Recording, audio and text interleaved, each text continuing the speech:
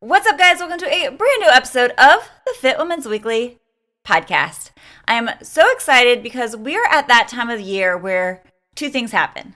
Number one, those of us that have been working out consistently, we kind of start to lose a little bit of our motivation, at least some of us. Obviously not everybody, but I know a large majority of people, it's cold, it's dark, and you just don't want to work out. I have found myself sitting on my couch, bundled up under my favorite blanket with a cup of coffee, and the last thing that I want to do is get up, go change, because that to me is the hardest thing, is changing when it's cold outside and going to get your workout done. So I actually sent an email out to my clients yesterday in my newsletter, just kind of giving a couple of different tips on how to stay motivated during this time of the year. Because yes, you could technically take the rest of the month off, and then once January rolls around, get back to your routine, right? You're free to do whatever you want.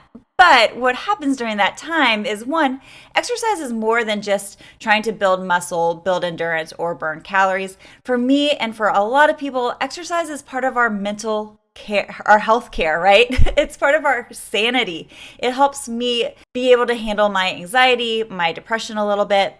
And so if I were to just stop, I know that my mental health would take a really big decline. On top of that, I also know that I'm going to feel sluggish. My energy levels are going to tank. I'm going to feel weak. I'm also going to feel bloated because I am eating a little bit more sugar, and exercise helps to kind of get rid of all of that salt retention and a lot of that sugar bloat. So I know that I'd feel and look crappy about myself. And then the final thing that happens is when you do jump into January and you start working out again, you feel out of shape. Even though it's only been a month, when you stop working out for even a week at a time, you know that first workout back is always so hard. So you then feel guilty because you get back into it and you're like, oh my gosh, instead of being able to hit the ground running, I first have to spend the first week just building back up to where I was before. So instead, it's just easier to stay consistent. And just a couple of my super simple tips to help you do that in December is, one, if you're able to, just work out first thing in the morning. If you're used to working out in the afternoon, it's dark outside, it's been a long day, you're probably a lot more tired than normal, or you have things going on because it's a busy time. If you can wake up 30 minutes earlier, just go ahead and do it. That way too, you are working out before your brain is able to fully wake up and convince you that what you're doing is silly. That's one of the reasons I run in the morning, because I'm basically half asleep, knocking out my run and waking up while I'm running. And it's just such a great way to start my day. And then there's no excuse to not be able to knock it out, right? Whereas if I were to try to do that in the afternoon, I'm busy, I'm tired, I can think of 5,000 excuses. So if you're able to, become a morning person, but obviously you don't have to, and I know that not everybody's capable of it, but if you can, do it. Number two, make a fun competition with yourself. I wanted to do something fun in my Fit Women's Weekly Live group, which is my online training studio, where it's just a little fun in-house competition to make this time a little bit more exciting. So actually what we're doing is having a little competition of who can work out for the most minutes for the month of December. It's not necessarily who can work out the most amount of days, but can you do a 45-minute workout instead of a 30-minute workout? Can you knock out a 60-minute workout when normally you'd want to do a 30-minute workout?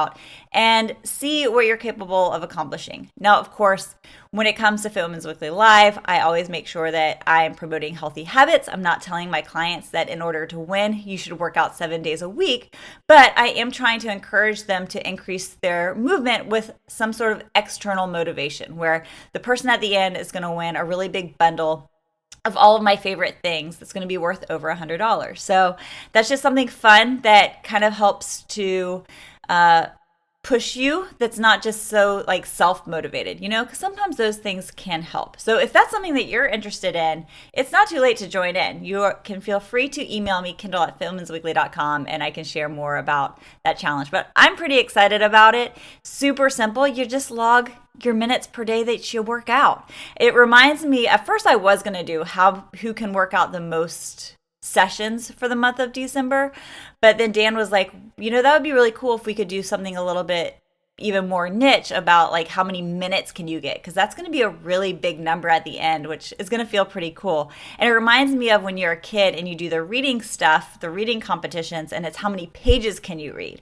And I remember having so much fun logging that. So I'm excited to see what December can bring for the Fit Women's Weekly Live crew. But if you're not part of our crew, I'm just sharing that as some sort of idea that maybe you can do that with yourself. Or, last week I talked about the importance of having a workout wifey, aka a fitness partner that you can check in with. Have some sort of in-house competition and then decide on your own what you want the reward to be. So that's another idea. And then the other thing is stop looking for perfection. This is not your time to focus on building muscle mass. It's not about the time that you should be weighing yourself because you're in a weight loss deficit. If you're having a hard time staying motivated right now, just look at this time as maintenance mode and have fun. This is the time where it's okay to find random workouts on Instagram or on YouTube and say, you know what, I'm going to give this a shot.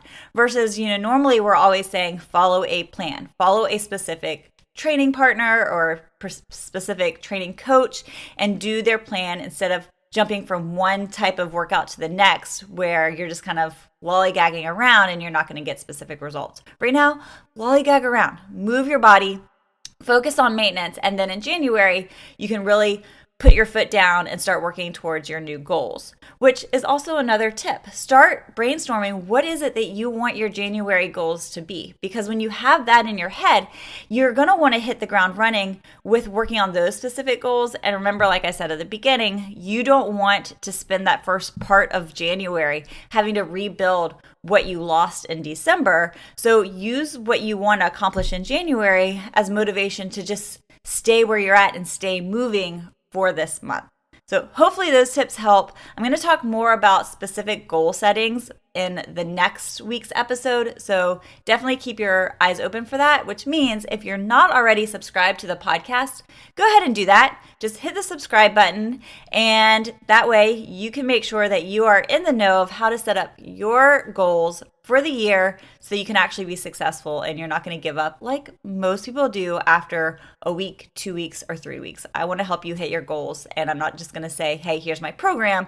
I want to actually help you set up specific goals that are meant to be attainable and not break you down. All right, which brings us to today's episode, which I know a lot of us, maybe you are not working out consistently right now, but you want to start working out consistently. So I have 11 tips for beginners, and this is going to be really helpful. So go ahead and write these down so that you have them if you are a beginner.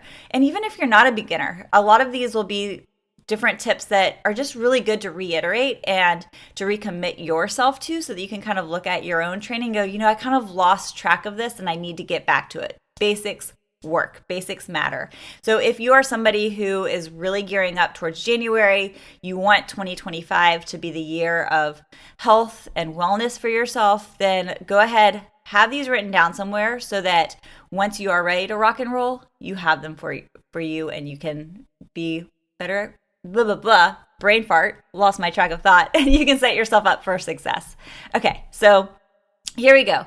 It can seem really intimidated for a fitness newbie, and that intimidation makes it really easy to have a start date that gets pushed back from a Monday to next week to next month, and of course to next year. But next year is coming upon us, so let's talk about the 11 tips to help your mind get your mind at ease and give you real expectations of what you can expect. Number 1, you are probably going to be surprised at how out of shape you are. You mentally know that you haven't worked out in quite some time, but a part of you also holds on to this idea of you're being in decent shape or holding on to the idea of where you once were. I know that I've had family members who haven't worked out in years and even decades, but yet they still hold on to this idea of, well, when I was 20, I could do this. Well, now that you're 40 and older, that fitness isn't there anymore. So it can be a really big shock when you go into that first workout and realize that, wow, 10 body weight squats and you're already going to be sore tomorrow. So have realistic expectations of yourself that you're probably not going to be as in shape as you think you're going to be, and that's okay. It just means that that's the start of your fitness journey. Your start doesn't begin where you left off a year, 2 years, 5 years, 10 years ago. Your fitness journey begins where you are today. So give yourself some grace and acknowledge that and build upon where you are now and not where you once were. A lot of people burn out too fast because they're trying to start where they were versus where they are today. So check in with yourself and just don't have that shock of, oh my gosh, I am so out of shape. Use it as a wake-up call, but don't use it as a way of feeling, I'm so out of shape, I can't do this. Just simply start building where you are. Number 2 builds off of that, which is avoid jumping all in. I know you guys, at the start of your journey, you are going to want to commit yourself 110%. You're going to say, I want to work out 5, 6, even 7 days a week. But what happens when you can't do that? You might be successful at that your first week or even your first few days, but then you're so sore that you have to take a day off. And because you're so sore, you're thinking in your head, going back to that first tip, I'm so much more out of shape than what I thought that I was. I'm weak. I'm pathetic. You start having these mental talks with yourself that bring you down. Whereas if you were just to say, I'm going to start with something that I know that I can keep up with and I know that my body can handle, you can always add on. So instead of saying I'm going to work out for 6 or 7 days a week, how about say, you know what, I haven't worked out in 6 months. I'm going to start with just 3 days a week. And I think that if that's where you're at, if you haven't worked out, and I would say at least a year, then working out 2 days a week is probably where you want to start. If you haven't worked out in 6 months or less, I would suggest starting with 3 days per week and making that a consistent habit where you're successfully hitting that target number for not just 1 week, 2 weeks, 3 weeks, where you can do that for 1 month. And then you can say, wow, I have been successful at hitting 2 workouts per week. Okay, next month I'm going to hit 3 workouts per week. Or if you were successful at doing 3 workouts per week, next month I'm going to do 4 workouts per week. But always remember to give yourself at least 1 or 2 rest days, complete rest days. If you're brand new to the whole fitness thing, and these tips are for beginners, I would suggest giving yourself a minimum of 2 rest weeks. 2 rest days. Number 3, start strength training. You've probably heard before that you should lose weight first with cardio and then tighten up with strength training. I have people in my life that tell me that all the time, where they'll say, oh my God, I love what you post. It looks like those workouts are awesome. I'm going to come join in with you after I lose some weight. That is absolutely the most ridiculous thing that you can do for yourself. Science has proven over and over again that strength training is just as important when it comes to body transformation and overall fitness and wellness as it is with cardio and helping to improve your metabolism. It's going to change your body. It's going to help with your bone density. It's going to help your overall health and wellness. So don't just choose one or the other. And you also want to make sure, and we'll talk about this here in a second, that your diet also goes hand in hand with that. So you shouldn't do cardio until you lose weight. You shouldn't just do strength training. But I'm getting ahead of myself just a little bit. So, and I just want to also note again for beginners that strength training doesn't have to mean barbells, dumbbells, or kettlebells. Again, start where you are. So if that means starting with body weight movements like squats, elevated push-ups, and lunges, that's where you need to start. If you can't do multiple sets of that, then you have no business yet picking up external weights like dumbbells or kettlebells. You need to make sure that you're learning the fundamental movements with your body, that your body is capable of doing that through range of motion, that you have the mobility and the flexibility to be able to do those without putting your body at risk of injury. So make sure if you need to start with body weight, start at body weight, and don't feel pressured just because you feel like strength training has to be these big weights or you have to put a barbell on yourself. That's not where you need to do. Don't feel pressured to do that. The basics work too. You don't need to do all the fancy stuff. So I would suggest when it comes to strength training, starting with at least 2 days of strength training.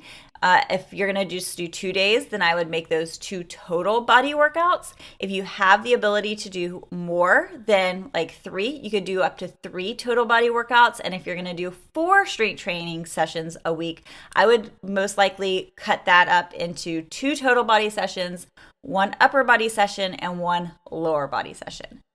Tip number 4 is get your heart rate up with cardio. Just like strength training, cardio doesn't need to be neglected either. You're going to work your glutes, right? You're going to work your legs. You're going to want to work your shoulders and your biceps and your back. Those are all really big muscle groups. Your heart's a muscle too. So I don't know where over the past decades, people have said you need to focus on one or the other, or that cardio is bad for you. I am so happy because I have been talking about hybrid training for the past 18 years that I have been a personal trainer. At the time, it wasn't called hybrid training. That is definitely a newer term, but people used to tell me all the time, like, you need to back off of cardio, or, you would be a faster runner if you didn't focus so much on strength training.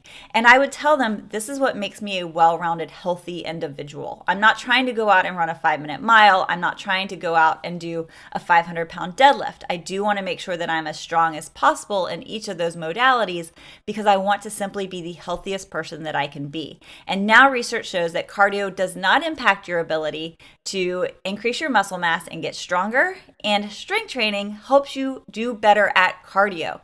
Have you ever gone into a set of, let's say, heavy lunges, and you put your weights down at the end and you are so winded, you feel like you just ran a mile? And a lot of people will say, oh, that's my cardio for the day.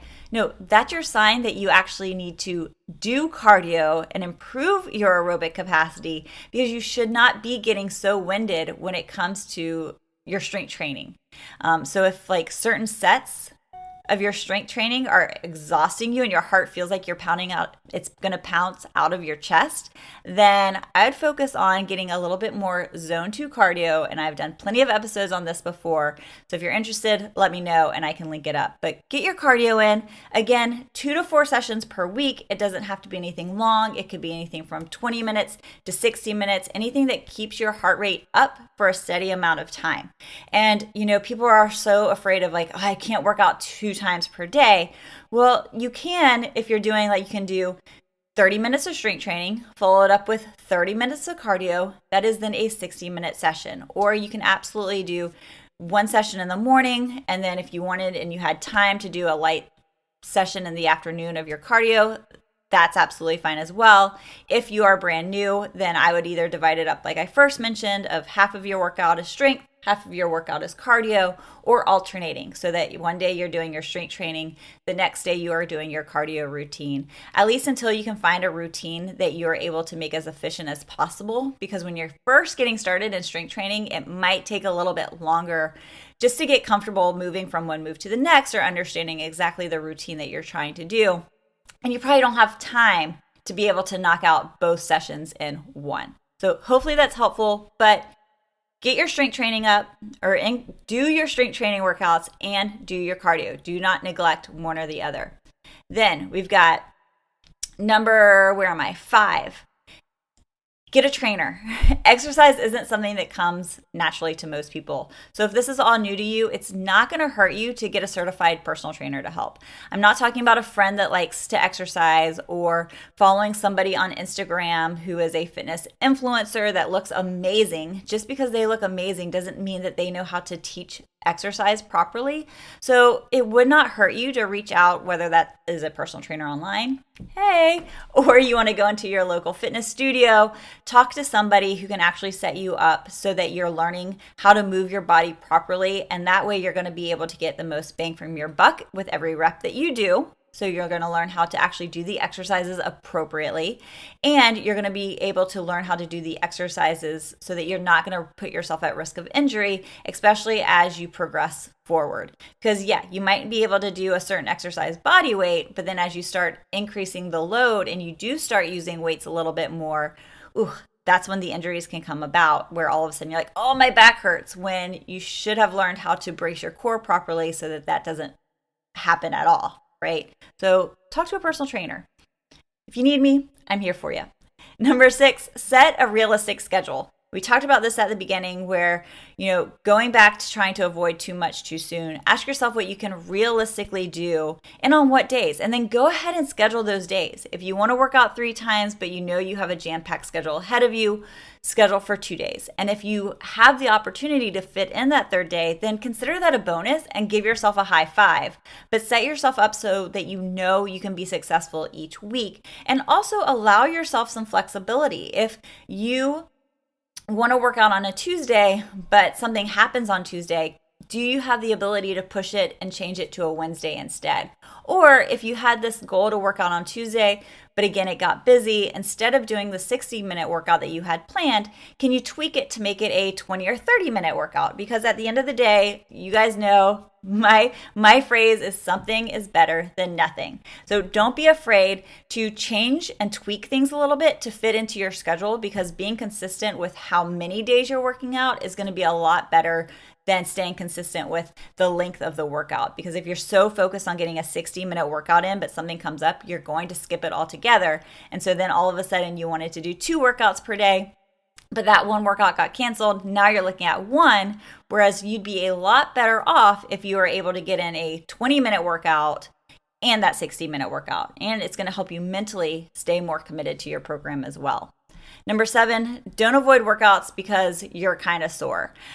When I had my fitness studio here in Charleston, I would have people all the time come in for their very first workout, and I could tell that they were going to be sore. And so I would always tell them, you're going to be sore tomorrow. Take tomorrow off, but get up and move as much as possible. But then on your next workout day, so let's say this was Monday, on Wednesday, I want to see you back in here, even if you are still sore. I'm going to help you modify the exercises so that you can still get through the workout. But what this does is if you were to skip every workout because you're sore, your body's never going to adapt. And then every Monday when you go in to work out, you're still just going to come out super sore, right? Versus if you push through it a little bit, as long as you're able to maintain proper form, then you're still going to be able to create the consistency of your exercise, and your body gets adjusted to it. So then that soreness becomes less and less with each time. Soreness is not a sign of a good workout, but it is a sign that you're doing something new. And so when you're starting a new program, you're going to be sore.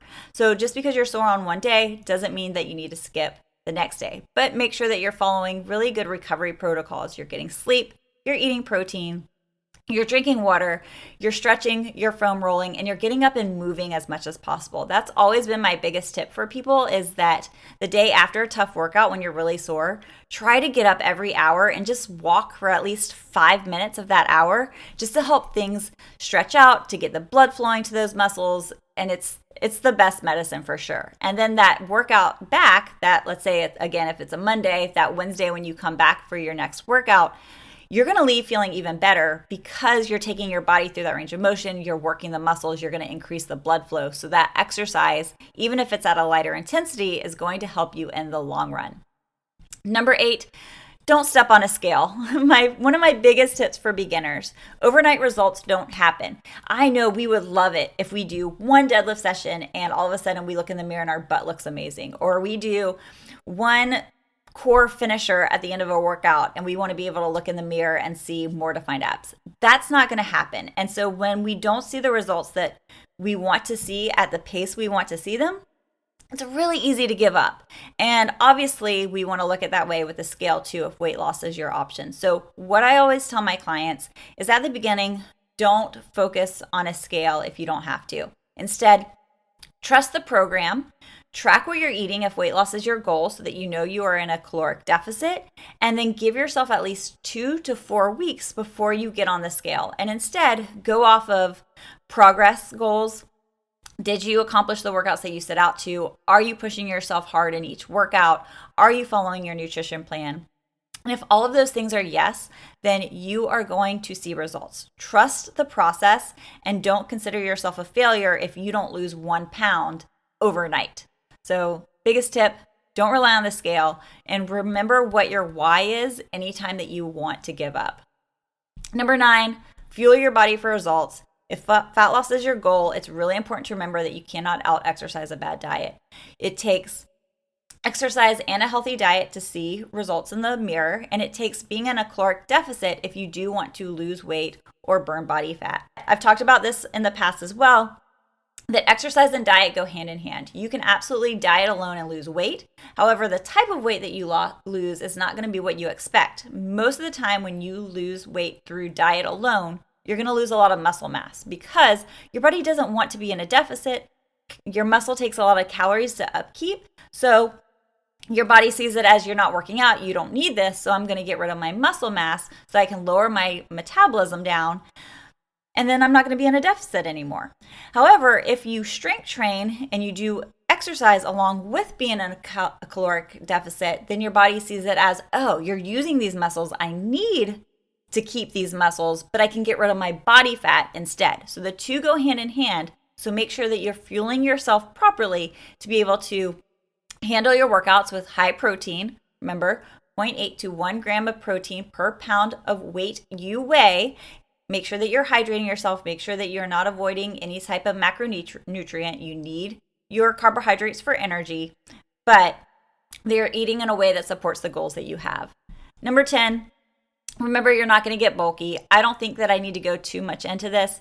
I feel like we've outgrown this a lot, but unless you're in a huge caloric surplus, it is very, very hard for women to build a ton of muscle mass. You are not going to get bulky from strength training. You are going to do so much good for your body, and turning into a man is not going to happen. We don't have the hormones for it. We don't have the appetite for it for most of us. Don't worry, it's not going to happen. Most of us don't have the genetics to support getting bulky.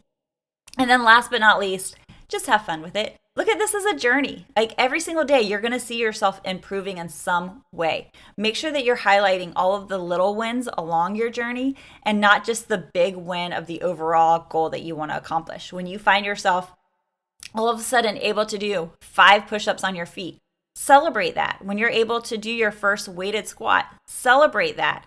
Celebrate the path to get the results that you want. That's what I got today. Again, if you're not subscribed to the channel, make sure to do that. And I am going to go teach Fit Women's Weekly Live, get on with our December challenge. If you want to join in or you have questions, feel free to reach out to me, and I will be back next week. Thanks, guys. Bye.